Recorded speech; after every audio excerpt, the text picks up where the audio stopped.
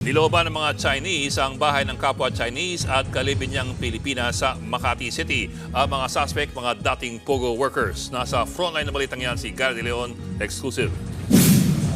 Takot na takot ang isang Pinay at kanyang live-in partner na Chinese matapos pusasan at tutukan ng baril na malalaking Chinese na nanloob sa kanilang bahay sa Makati noong December 30 habang nakaposes daw. Tinangay ng mga suspect ang luxury at bulletproof nilang SUV. Pagkatapos, sinundan sila ng iba pang kasabwat, sakay ng getaway vehicle at nang ninakaw na aabot sa higit 5 milyong piso. Nilagyan na po kami ng piring, tapos pinagkukuha na po yung mga gamit namin. Tsaka po yung sasakyan, dinala rin po nila.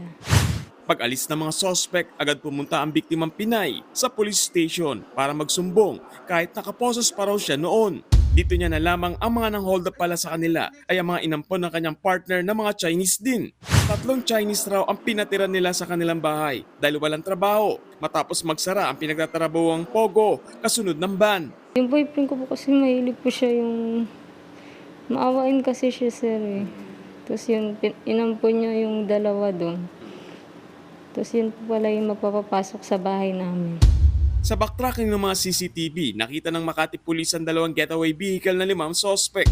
Sa Pampanga nila iniwan ang isang SUV na nirentahan lang pala. Sa tulong ng pinagrentahan, isa-isang natuntun kahapon naman ng loob sa mag-live-in partner. 4 na Chinese at isang Malaysian na naaresto. Kumpirmadong dati silang mga POGO worker. Na-recover ang luxury vehicle na binago na ang plaka.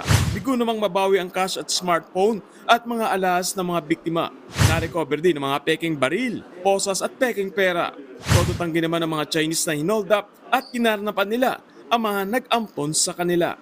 No, I don't know. Sa isang nakalap natin, si Mr. Eto po si Huang, Chinese national, ay ongoing ang proseso ng kanyang extension po para mag-stay pa po dito sa Pilipinas. Naharap sa kasong robbery at karnaping ang 5 suspect. Nagbabalita mula sa frontline, Gary De Leon, News 5. Mga kapatid, Ed Lingaw po, maging maalam at may pakialam sa mga napapanahong balita sa ating bansa. Para sa mas malalimang pagtalakay at paghimay sa mga issue at headlines, tumutok lamang at pag-subscribe sa social media pages ng News 5.